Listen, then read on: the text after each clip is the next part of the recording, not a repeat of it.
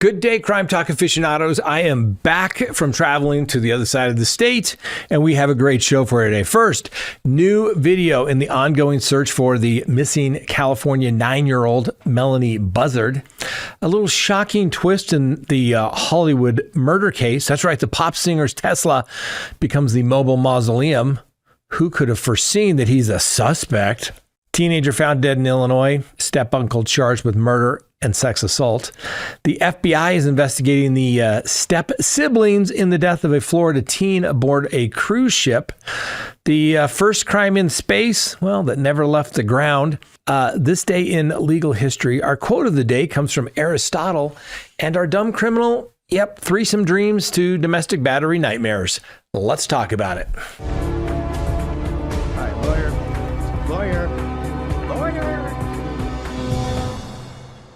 Good day, everyone. My name is Scott Reisch, and this is Crime Talk. Thanks for joining us. You know the drill. Subscribe if you haven't, like if you do, leave me a comment below and hit that little bell for notifications. And yes, go check us out on any of your favorite podcasting apps as well. If you'd like to catch, anything, they're quite convenient.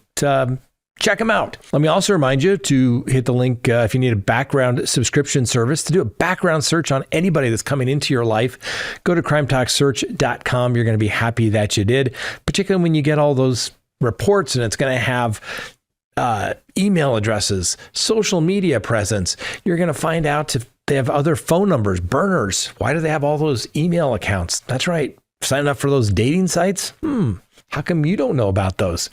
Well, go find out. You'll be happy you did. And also hit the link below. That's right. Get your merch. Why? Because Christmas is coming, ladies and gentlemen.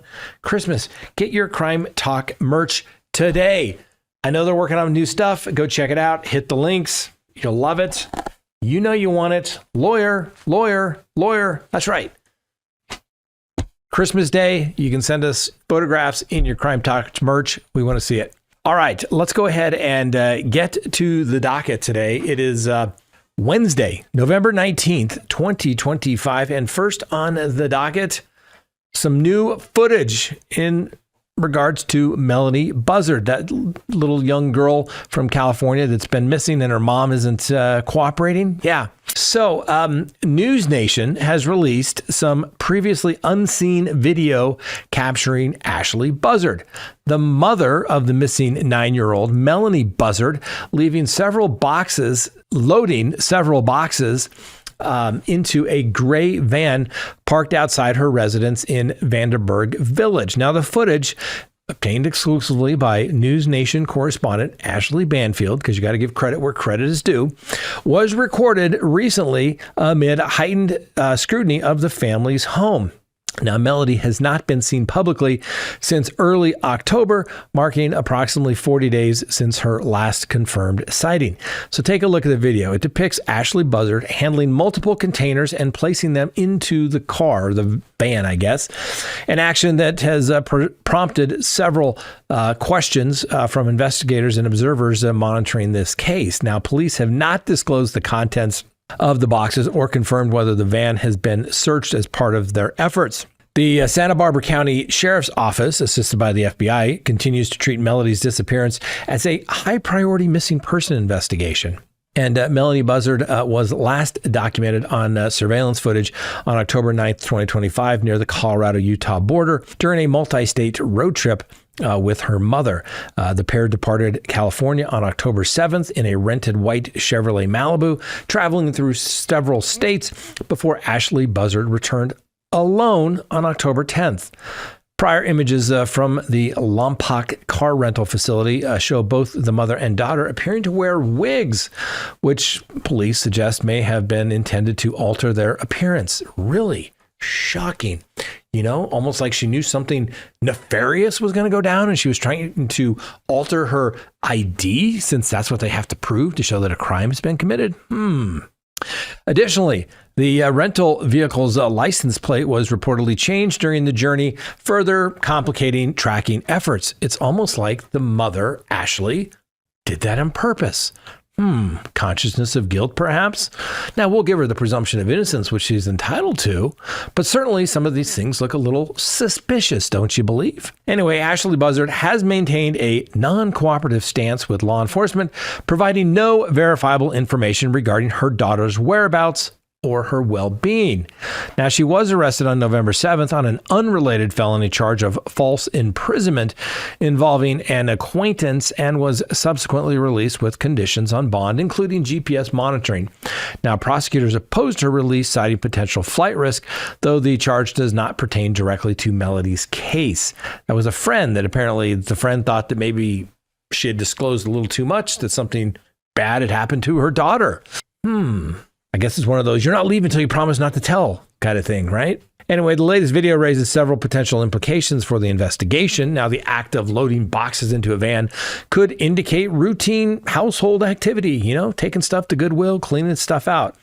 However, in the context of an unresolved missing child case, it may suggest efforts to relocate personal belongings, removing items of evidentiary value, or prepare for departure from the area, i.e. flight risk. Now, law enforcement sources have emphasized that any movement of property from the residence could hinder forensic analysis, particularly if items related to the October road trip or Melodee's possessions are involved. Now, police have previously executed search warrants at the home, an associated storage unit, and the rental vehicle, but no significant breakthroughs have been announced. Now, the emergence of this footage may prompt additional warrants or heightened surveillance of Ashley Buzzard's activities. And it also underscores the challenges posed by her lack of cooperation, protected by her constitutional rights, which we will certainly defend for everybody to exercise those, while intensifying public and family pressure for resolution. Now, Melodee Buzzard is described as being 4 feet 6 inches tall, weighing approximately 60 pounds, with brown hair and brown eyes. And police urge anyone with information to contact the Santa Barbara County Sheriff's Office at 805-681-4150 or submit anonymous tips via their designated channels there at the sheriff's office. The case remains active, with officials expressing determination to locate the child and ensure her safety. Now, it reminds me of a case. What was that? Oh, that's right. Lori Vallow. Remember? Moved all the kids' belongings, right? Hadn't seen the kids in a while. Moved all the belongings to storage. But what did the state do? The state initiated basically what they call a dependency and neglect action here, which is basically, hey, we're concerned about your kids that haven't been to school. We're going to initiate a court action, and you're going to have to produce the child here so we know that the child is safe. What do you think about that? You think something in California, with everything that the government can do in California, that they couldn't initiate some sort of an action whereby she would have to produce the child? Like, I don't know, even a truancy ticket to show up at truancy court, perhaps? Something to think about there, ladies and gentlemen. Next, how about a twist in the David case? Who would have thought he could possibly be a suspect, right?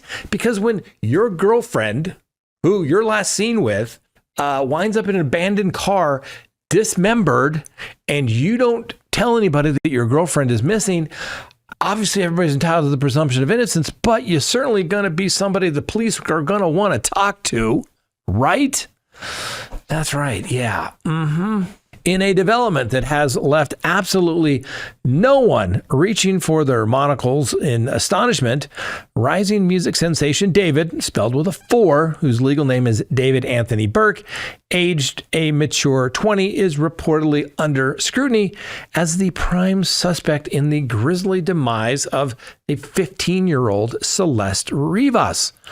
Now, the teenager's dismembered and decomposed remains were discovered rather inconveniently stuffed into the trunk of the singer's Tesla back in September. Now, one might be forgiven for assuming that discovering a missing minor's body parts in one's personal vehicle could raise a few polite questions from law enforcement. Sure. Sources close to the investigation, because apparently even murder probes now come with anonymous insiders inform us that the Los Angeles Police Department detectives have connected a few rather obvious dots. These includes a mysterious midnight jaunt the singer allegedly took to a secluded corner of Santa Barbara County earlier this year, where he reportedly lingered for several hours. What better spot for a little quiet reflection than a remote wilderness area in a dead of the night? One could only suppose. Police are treating this matter as a potential homicide, a bold classification given the circumstances, don't you think? While awaiting the medical examiner's final word on exactly how the young woman met her end. Preliminary whispers suggest she may have perished in the spring of 2025, with the assistance possibly required for subsequent disassembly and storage operations. Curiously, Mr. Burke has adopted a posture of dignified non-cooperation throughout the inquiry, which legal experts described as not the optimal strategy when one's car doubles as a crime scene. Now, Ms. Rivas, who vanished from her Lake Eleanor home in April of 2024 at the tender age of 13, later turning 15 the day before her remains surfaced, had reportedly entered into a romantic entanglement with a chart-topping artist. Friends and acquaintances described the scenes of the pair as partying together because nothing says wholesome youthful rebellion like a substantial age discrepancy and subsequent disappearance. In related news that surprised zero observers, the singer has abruptly terminated his lucrative Hollywood Hills lease, vacated the premises with suspicious haste, and postponed both a national tour and album release. Now, police raids on the abandoned mansion uncovered several items of evidentiary value alongside peculiar objects more suited to agricultural pursuits than Grammy after-parties. As the investigation trudges on, with the urgency one expects when a celebrity's luxury electric vehicle becomes an impromptu body disposal unit, one eternal truth emerges crystal clear. Should you ever find yourself in the possession of a dismantled underage acquaintance stored in your automobile, authorities are likely, nay, certain, to consider you a person of interest. The public awaits further developments, secure in the knowledge that justice, like a Tesla on autopilot, occasionally veers towards the blatant foreseeable. Anyway, what can you do, ladies and gentlemen? I don't know. Now, like I said, this David guy with this he's entitled to the presumption of innocence. And if I was his attorney, I would tell him to shut your mouth. You're not cooperating at all. Bottom line. Okay. But I can't understand. She's dismembered. Now, I guess the question from the medical examiner is, was she deceased and then dismembered? Well, probably so. But then the question becomes, how did she die? Was it an accident? And somebody panicked and they said, oh my God, she's underage. Maybe she died of some substance. Who knows?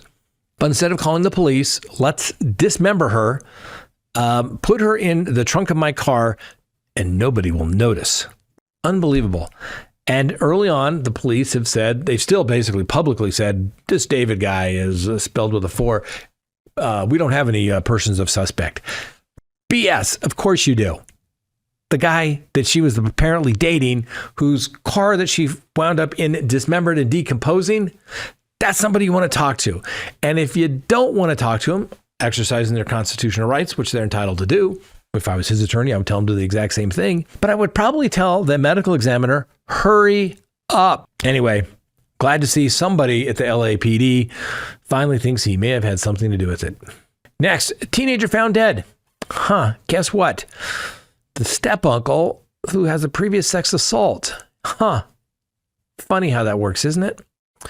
So a 14-year-old girl by the name of Kylie Toberman was discovered deceased on November 14th, 2025, inside a recreational vehicle on a property in Vandalia, Illinois, following her reported disappearance earlier that day.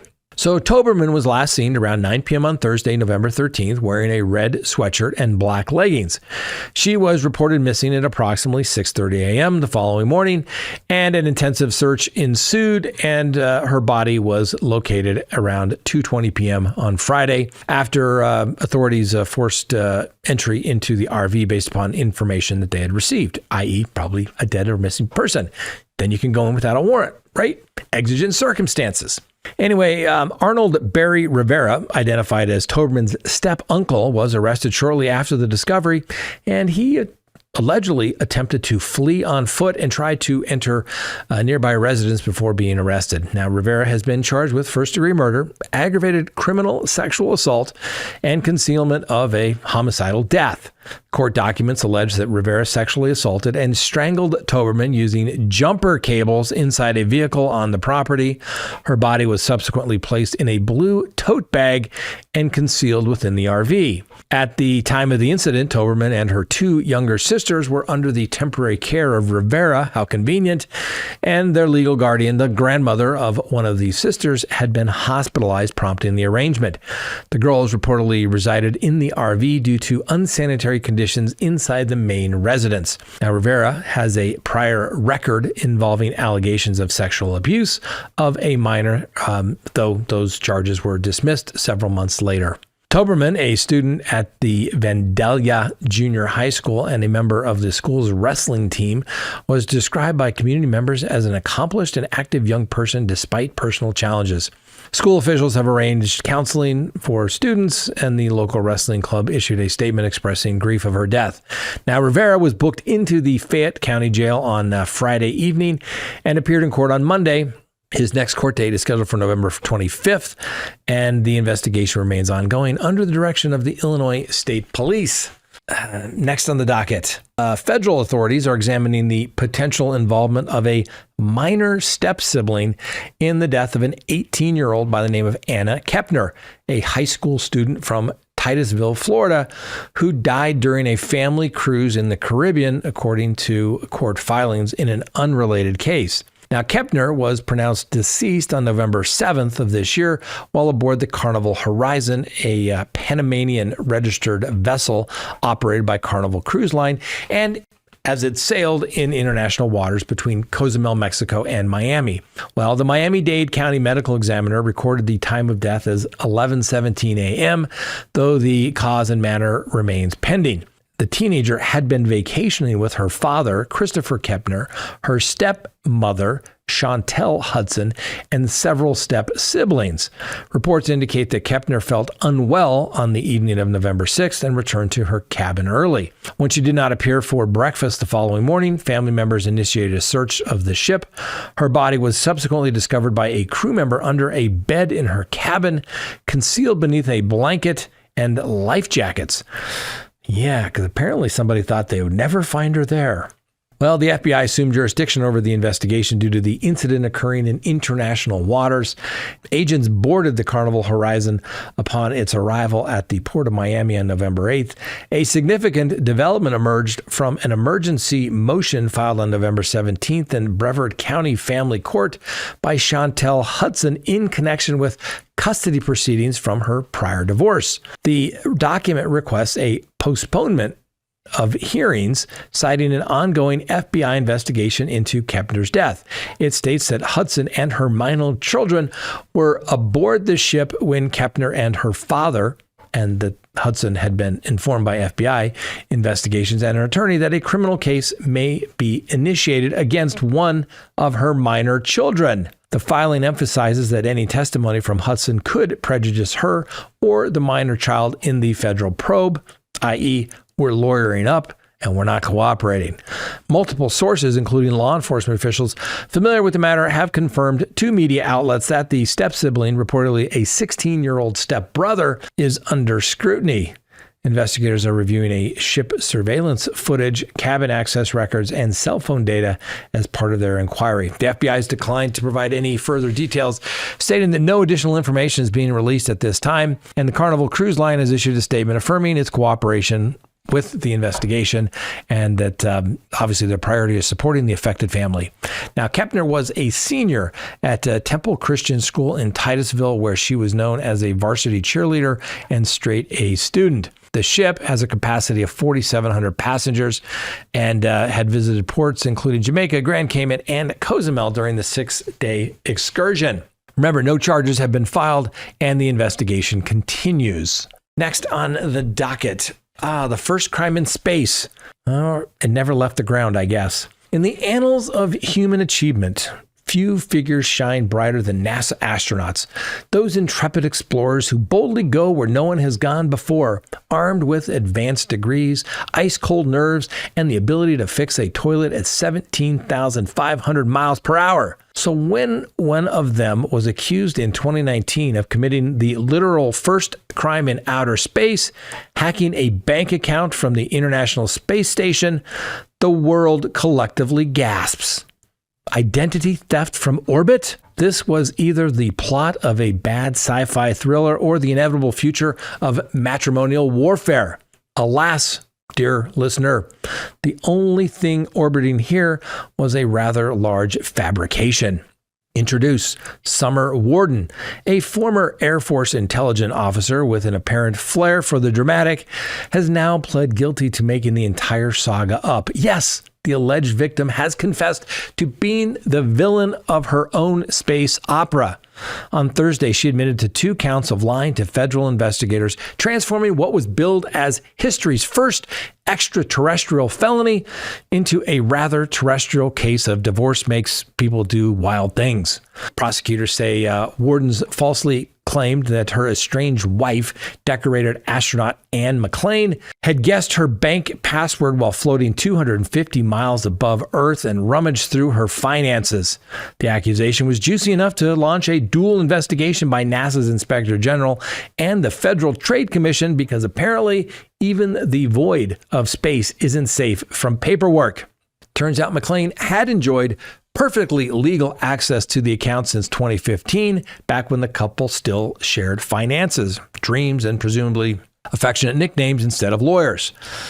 Worden had simply forgotten that little minor detail, or as one might say in intelligence circles, suffered a sudden onset bout of selective amnesia. The plot thickened faster than astronaut ice cream.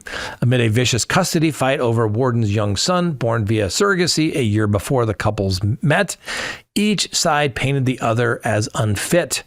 McClain argued she was only checking the account to ensure the boy was financially cared for, because nothing says responsible co-parenting like, well, logging in from the Cupola module with Earth spinning majestically below. Worden countered that any reasonable person would know snooping during divorce proceedings is in poor form, even if one is wearing a NASA polo shirt at the time. In the end, the only laws broken were the ones against wasting federal resources, and Worden now faces up to 5 years in prison and a $250,000 fine, penalties that might feel slightly excessive for what boils down to weaponizing the phrase, "my ex hacked me from space." Meanwhile, Anne McClain, vindicated, unruffled, and apparently possessing the patience of a saint in zero gravity, returned to space earlier this year as the commander of the NASA's SpaceX Crew 10 mission, because when life hands you baseless accusations, sometimes the best response is literally to rise above them. Moral of the story, even heroes can find themselves dragged into earthly mudslinging. And when divorce and child custody enter the chat, truth becomes the first casualty, whether you're in Houston or happily weightless above it. Next on the docket, this day in legal history. November 19th, 1850, the first United States life insurance policy was issued to a woman. That's right, the first known life insurance policy on the life of a woman in the United States is issued to Carolyn Ingram, a milestone in contract and financial rights for women who were often treated as, well, legally dependent in the 19th century, which means, they couldn't do anything unless their husband gave them permission to do so. Yes, and that may have been the first date that a woman was given a life insurance policy, but it also, insurance companies have been denying claims long before that, and they continue doing it today. Next, November 19th, 1863, President Lincoln delivers the Gettysburg Address at the dedication of the Soldiers' National Cemetery in Gettysburg, Pennsylvania. President Abraham Lincoln delivers that address, reframing the Civil War in constitutional terms of liberty, equality, and a new birth of freedom. It becomes one of the most cited texts in American constitutional and civil rights discourse. And if you've ever been to Gettysburg, it's amazing. You got to go. I mean, on my little road trip yesterday, I'm watching PBS. I'm in a small area, not all the channels. PBS on the Revolutionary War. I know different wars, not Civil War, but it's just interesting as all get up. I loved the East Coast, the history, the battlefields, Gettysburg. You know, you can recreate it. It's so amazing. You need to go check it out. Next, November 19th, 1988, Ken Starr, who recently passed away, I think last year, testifies in the Clinton impeachment inquiry. That's right. He testified before the House Judiciary Committee about his report on President Bill Clinton's relationship with Monica Lewinsky, an alleged obstruction of justice, a pivotal moment in the House impeachment proceedings. Now, obviously, Clinton was impeached, but was not removed from office because they didn't have enough votes. But it brought up the whole blue dress thing, cigars, the verb being Lewinsky'd. You know, it started it all. And I remember I was a young officer on active duty and defending people that were being accused of adultery. But yet the commander-in-chief was, well, accused of the exact same thing. Huh. The hypocrisy of it all, wasn't it? And then November 19th, 2017, Charles Manson dies in California custody. That's right, the mastermind of the 1969 the Tate LaBianca murders dies at age 83 while serving multiple life sentences in California. And obviously his case remains a reference point in debate about life imprisonment, parole, and high-profile criminal prosecutions. Next on the docket, our quote of the day. At his best, man is the noblest of all animals. Separated from law and justice, he is the worst. Aristotle. This enduring observation from the ancient Greek philosopher underscores the fundamental role of law and justice in elevating human society and restraining its potential for harm. Serves as a timeless reminder of the civilizing influence of legal systems. And finally, our dumb criminal of the day.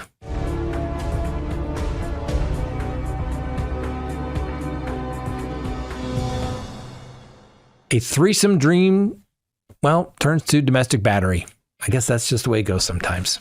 Well, in what can only be described as a masterclass in unmet expectations, a 47-year-old Florida woman allegedly transformed a promising night of consensual adult entertainment into a one-woman boxing match after her carefully orchestrated threesome fell flatter than, well, a rejected Tinder swipe. According to the Clearwater Police reports, Angel Lynn Curl and her equally 47-year-old boyfriend extended a gracious invitation to a female acquaintance for an evening of group sexual activity at their modest apartment. One can only imagine the romantic ambiance, dim lighting, perhaps a few candles, and the unmistakable aura of optimism that accompanies such bold scheduling. Tragically, for reasons the official affidavit declines to disclose, likely out of sheer embarrassment, the trio collectively decided that actually, no thank you. The planned menage a trois was abruptly canceled faster than a bad Netflix series. Now, sources close to the situation, i.e. the police report, remain tight-lipped on whether performance anxiety, sudden sobriety, or simply realizing they all preferred watching reruns of The Office was to blame. What followed was apparently the most predictable plot twist in Florida history. Now, Miss Curl, reportedly overcome with emotion, that's a code for police speak for she became absolutely livid, chose the living room couch as her impromptu MMA octagon and delivered a series of closed fist compliments directly to her boyfriend's face multiple times. The invited guest, now promoted from potential participant to horrified eyewitness, had front row seats to this unsolicited demonstration of affection. When officers ultimately arrived about 1 a.m. Sunday morning, Miss Curl reportedly exercised her right to a creative interpretation of events, insisting she had never laid a hand on the man whose face now bore the unmistakable autograph of her displeasure. Angel Lynn Curl was arrested on misdemeanor domestic battery charges and released later that day on her own recognizance because nothing says romantic reconciliation like a court-ordered no-contact mandate. A local judge has forbidden her from communicating with her boyfriend, presumably to prevent any further attempts at spicing things up, if you know what I mean. In related news, relationship experts continue to recommend clear communication, mutual consent, and perhaps keeping a referee on speed dial when organizing complex bedroom logistics. The Clearwater Police remind residents that while disappointment is a natural part of life, assault remains emphatically off the menu because it's illegal. Miss Curl, you are a dumb criminal of the day, but hey, I guess you get points for trying. All right, ladies and gentlemen, that's all we have for you today. Thanks for watching. Hope you enjoyed the show. And remember, the Constitution matters.